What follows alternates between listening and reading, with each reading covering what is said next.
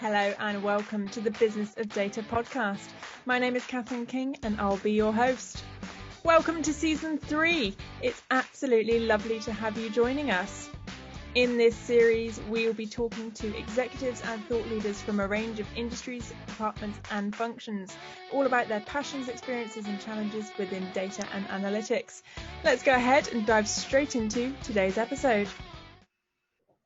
Hello and welcome to this week's episode of the Business of Data podcast. This week we are chatting all about the changing online landscape, specifically how companies need to adapt to changing times with regards to customer relationships, analytics and privacy. Now, to do just this, we have brought in a wonderful guest who is an expert in this area. Of course, I'm talking about Thanassis Thomopoulos, who is the head of global marketing and commercial analytics for eBay. Now, if you haven't had the pleasure of meeting him, just a few intro facts before we get going. Now, Thanassis is dialing in from Amsterdam today. However, previously he has lived and worked in France as well. I always love that increasingly my guests on the Bob Pod are well-travelled and have lived many places, which always adds in a really nice element to these conversations. I digress. Now, Thanassis, as I say, is currently eBay's head of global marketing and commercial analytics team, but prior to that has worked in a number of well-known brands, including Google. Now, if you can't find him at his work desk, you'll most likely find him spending time with his young family, or perhaps even playing a musical instrument, most likely the piano. Brilliant to have you on joining us today. Thank you, Catherine. Now, as is the Bog Pod tradition, I start out with a nosy question. Now, I know that in addition to the piano, you play a couple other instruments as well, don't you? You play was it the oud you said you played? Yes, that's true. I play a few more, and I play the oud as well. Yes, we call this the outi in Greece, but it's the oud. Yes, it's a string instrument that's being played around the Mediterranean in general. Oh, wonderful. Have you had more time to play in recent months and almost a year now, given everything that's gone on? Have you been able to practice a bit more?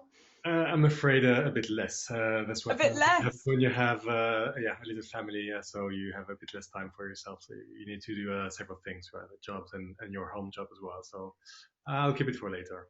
Yeah, absolutely. Now, apart from being an incredibly nosy person that I am, the reason I often ask these questions is because I really think that people's personal lives really influence them as a leader and how they approach their career. So I'm going to kind of blend that into the discussion as we go, because I'd imagine as a musician, you're a rather creative person, which I think lends itself very, very well to marketing and advertisement as well.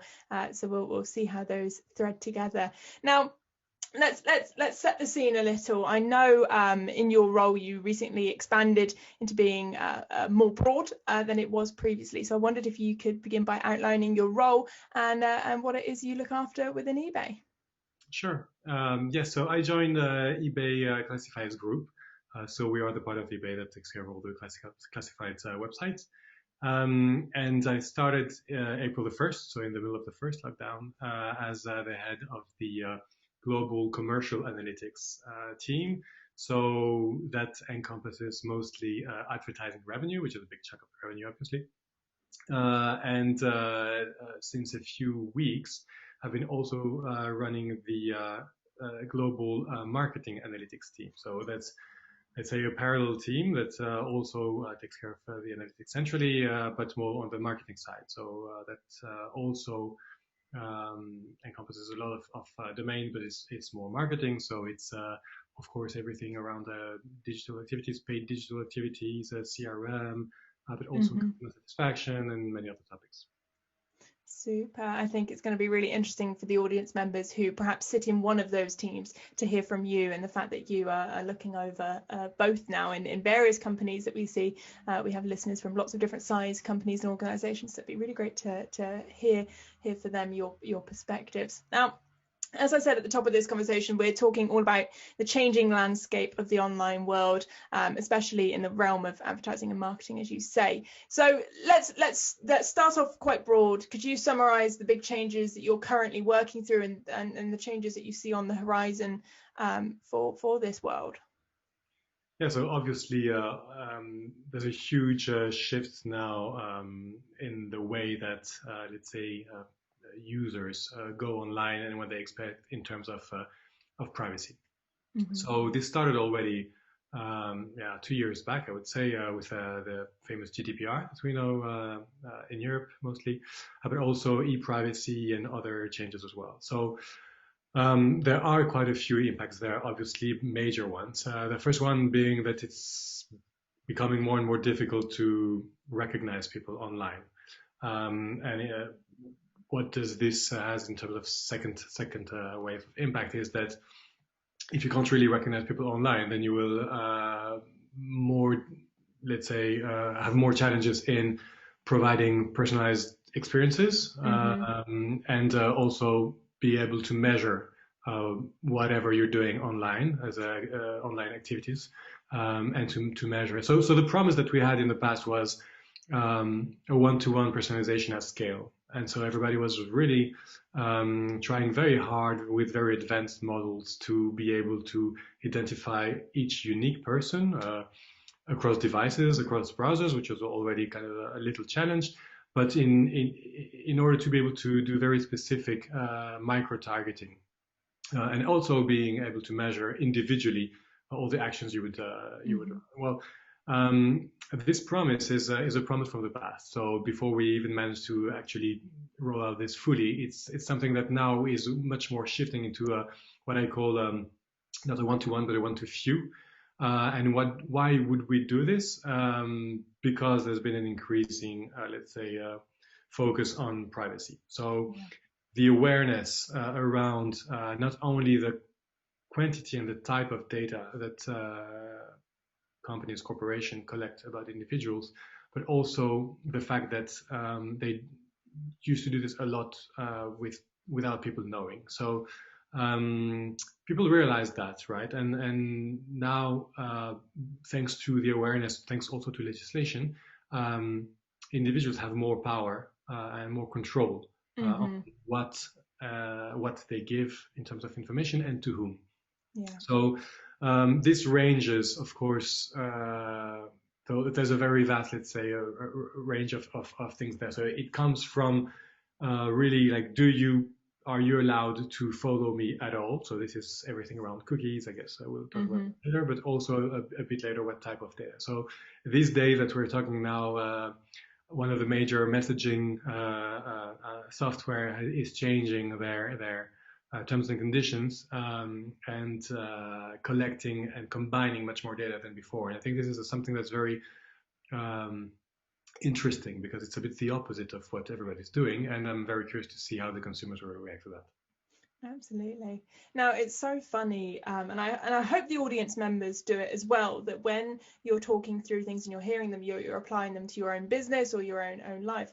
And when we were preparing for this episode, something actually happened in my personal life, and I thought this is the kind of challenge that I think you're experiencing. So I follow a small business on social media. They're absolutely fantastic, and regularly they do live streams on Facebook, and there's quite it's almost a bit culty. There's quite a big community that follow them, and there's a few key names that that's so and so from this anyway, and they decided to move their live streaming away from Facebook because they were finding they couldn't keep up with the comments fast enough. It was kind of a time lapse, and they moved on to another platform. Now, when they moved, you couldn't just put your username as Catherine King. It had to be C King 2008 or something like that. And suddenly there was that kind of anonymity behind it. And people were commenting just as they were, but they weren't able to interact in that same way because you no longer knew who these people were. And it's very similar, I think, from what you were saying then. It made me think on it when I was seeing it happen, that suddenly that you weren't able to personalize. They weren't able to make the jokes at the comments because they didn't know who those people were anymore and whether it would be relevant to them. And it made me think on this conversation here actually, and how you have the same people engaging, but you may not be able to identify them. And it made me think of that, and I thought it was an interesting point to make. So I encourage all the audience members, when you're listening to these podcasts, to think about your own organizations and the challenges you'll be going through. Now, you mentioned GDPR, the dreaded GDPR, as for some, easier for others. Now, since it came into force, there's been an increased public awareness to data and data privacy as well. How have you seen this impacting on opting in and consenting to sharing data at eBay? So GDPR is already something that's been enforced for some time. So companies have been able to get prepared to try things and to comply, right? So with in general, there are many parts in the GDPR, and we're not here to go in detail in everything, but let's say one of the big part is asking for people's choice, right, or consent Mm-hmm. on what they are willing to give. But there are many other things such as privacy by design, or the ability, the right to be forgotten, or this kind of thing. So that's more on the internal processes of the companies. So all this is, I think, something that's very well mastered today. The two challenges that are more current, let's say, are around e-privacy, for around, so everything is what we call the cookieless world, right? So Mm-hmm. in a few months from now, the world will be cookieless. So that's very different from what we knew, because for the past, I don't know how old the internet is in your view, but let's say we could say 20 years, maybe a bit more. This is the main way to recognize people across websites, to pass information on users, etc. So, but this is also, so there are some cookies that are very useful, right? So they help you to be recognized when you log into a website, because you don't want Mm-hmm. every time to type in your username and a password. They also remember your preferences. They have the website to function, so they maybe also manage your cart, for instance, or your shopping cart. But what you've seen in terms of let's say percentages and big trend is that now the cookies that are mostly used are advertising cookies, and Mm-hmm. are also what we call cross-site cookies. So cookies that are there to pass information between different websites so that we can recognize the customer's journey. And this sometimes has a good intent, but sometimes is a bit overwhelming, right? And so information is shared very widely. So this is something that's going to be disappearing progressively. And frankly, not everyone has all answers to how we're going to be able to function after that. The second one is something that's much more specific to Apple with iOS 14 and so what they call the app transparency framework, Mm-hmm. transparency framework, where in their own way they will let's say give a very obvious and vocal choice to the user on whether they are willing to share their identifier for advertising. Um, so obviously we've been preparing for this at eBay Classifieds Group, and we've run a few tests. Well, I can't share all the numbers, of course, but what we can see is that there's a sizable chunk of people who will decline, let's say, consent, Yeah.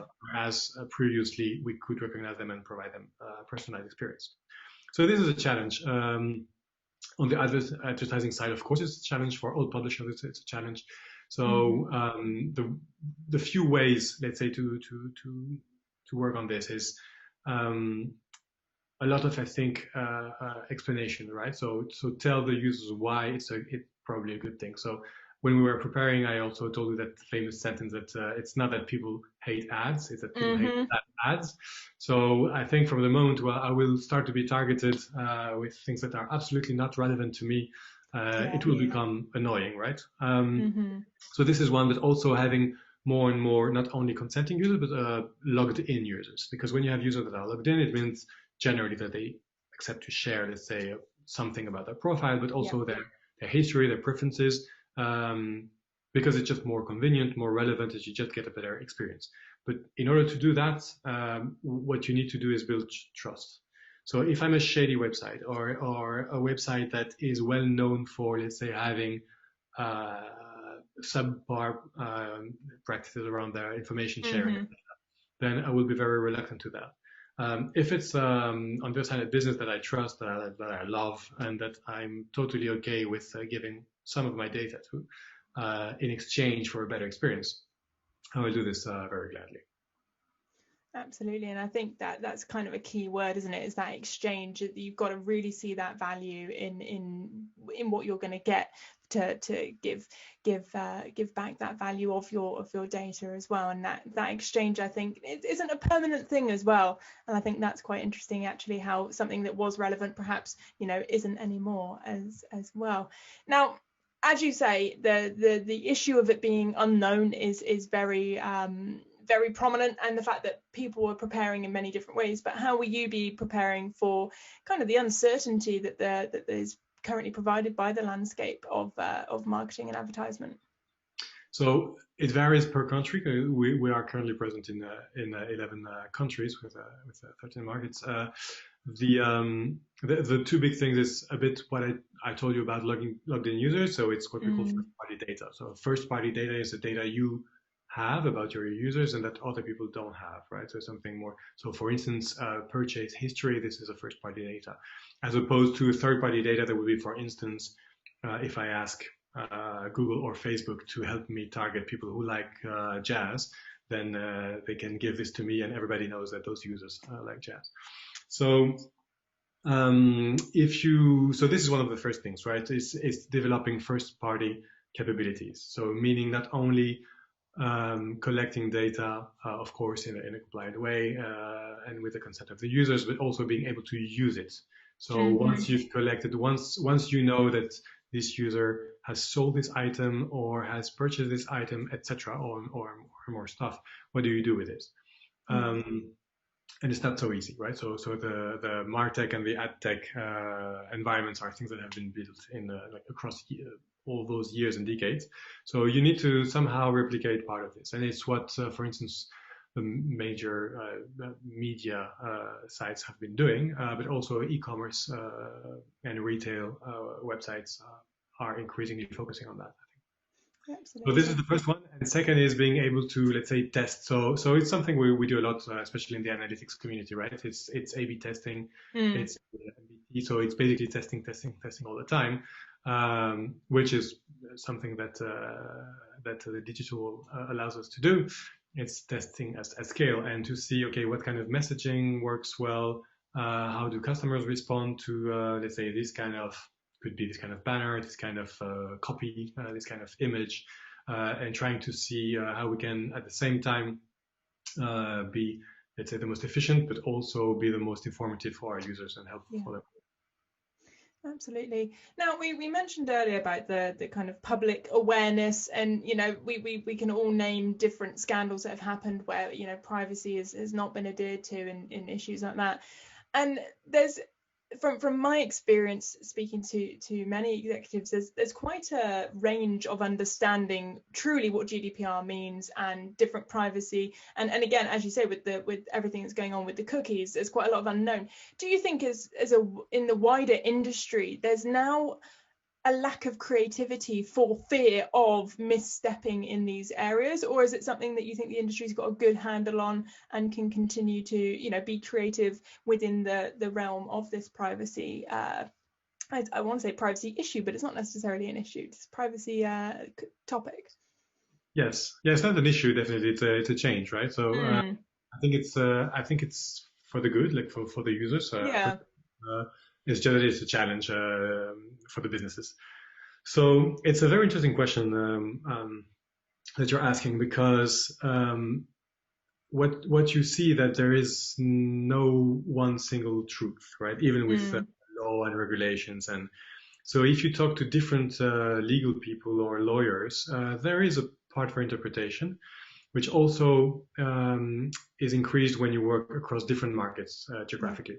Because you also must not forget that when you work with countries that are outside Europe, then they don't have the GDPR, but still their users, if it happens that a user comes from Europe, then they should be able to apply the GDPR regulations, because it applies to the users, not to the company. And by the way, in the US, they don't have GDPR, but they have a CCPA, and they will soon have many more. We'll see if it will get harmonized or not. We don't know yet very well. So I think it's true that maybe several companies now are maybe trying to focus more on being compliant and maybe even you could say avoid fines, which I think is great, right? It is the purpose of setting up high fines, is that people comply to avoid those fines. And maybe the effort is now a bit more on this side, rather than being more creative and finding a way to do that. But at the same time, you need to, because so we come from a situation A, which is complex, Mm-hmm. but there are talents, let's say, in the industry that understand this very well. To a situation B that nobody knows exactly. So Google is working on this privacy sandbox. Well, others are working on other things. Common IDs are being, let's say, explored. But what's sure is that nobody knows exactly what will be happening in 1 or 2 years from now. Yeah. So at the same time, you need to be careful, but at the same time, you need to be creative to Mm-hmm. to invent a new way that the internet will work, that marketing will work, that advertising will work online, etc. Because one thing that's for sure is that advertising is not going away. Yeah. Right? It's one of the main revenue for many businesses. So it's something that's important. Absolutely. Being carefully creative. I love that. And I think it's fair to say that if anyone in the audience is looking for a career that definitely provides lots of changes and twists in the journey, then this one is certainly on the top of the list for a landscape that's ever changing and constantly will. So towards the end of this discussion, let's move towards the future. I'd love to know what is next in your analytics journey. The analytics journey. Well, that's an interesting one. So I think it's always the same, right? So online provides you huge opportunities. So that's scale, that's speed, that's access to markets, that's the ability to change, to iterate very fast, to test, etc. And at the same time, it's a huge world of if not anonymity, at least not knowing your consumers very well. So I think the challenge is doing this, is knowing your consumers and your users better and better, which, as we have been discussing, is going to be more and more difficult. So that's the interesting part. So the topic that go around this is, of course, everything around personalization, personalized advertising, personalized experience without cookies, but also things such as attribution. So attribution in the past was already a topic that was difficult. So to understand exactly where you should put your next dollar or remove your previous dollar in order, because this is helpful, this is incremental, this is not incremental, etc. There is overlap, there's waste. So attribution is a big topic, and also customer journeys, right? So if a customer buys something from you, how did it all start, and what helped, and how much, and in what way? So these are things that are very interesting because they imply again collecting and collating data to have consistent, but also having models that helps you analyze this, because obviously you can't do this at scale. Let's say capabilities, and this involves machine learning. This involves very interesting, and also a lot of, let's say, storage, something that people tend to forget. And storage means costs, means SLAs, means lots of things. So if you want to have let's say an infrastructure that allows you to collect data, understand what your consumers do this at scale, do this real time or near real time. It's a whole infrastructure that I would, let's say, probably put somewhere online, obviously, and run advanced models online as well, and have this integrated chain of identifier events and data ultimately to take the good actions, not only insights to understand, but also immediate actions, right? So providing personalized experience, providing all the let's say all the events we know online that will be more and more difficult to create. Also, being able to do this on browsers, being able to do this on apps is also one of the next challenges. So as you can see, we're not lacking challenges. Absolutely. But we are tackling them. Looking forward to tackling them. Absolutely. Well, it's always good to know your challenges, because a lot of people are now experiencing so much of the unknown that they're not sure where to start. But it's always good to know the challenges and the barriers that you've got to break down as well. Now, my last question, which I'm often told my final question is often the hardest to answer, just to preface that one with it, if you could go back, say 5 years or so, and give yourself one piece of advice, whether professionally or personally, what would that be? 5 years from now, so personally, there would be play your instruments now because later it will be more difficult. Travel the world because there's a pandemic coming up. But professionally, I think it would be really doing this, building trust already, because everything is going to change, and the companies that will, let's say, win are the ones that will be prepared to have a unique relationship with their users, and be able to have, let's say, solutions that answer the business challenges, but also the concerns of your users. Absolutely brilliant. And I will just say, I think if future you came back and said, by the way, there's a global pandemic coming up, I'm not sure past you would have believed it, because it's been a bit of a crazy time, hasn't it? But a really great answer there. Thank you so much for joining me on the Bob Pod. It's been a pleasure chatting to you. It was very nice as well. Thank you very much, Catherine. What a brilliant conversation. I think for me, the most striking takeaway I can really bring from that chat was the constant balancing act that this department are having to do at the moment. So whether that's privacy versus personalization or creativity versus allowance, really very interesting stuff. And certainly, as I said during the episode, it's a landscape that is constantly changing and very exciting to keep our eyes on. Now, as always, make sure you are subscribed to the Business of Data platform for all of our content, as well as following us on socials to allow you to connect with other thought leaders just like yourselves. For now, stay safe, stay well, and we'll see you next time.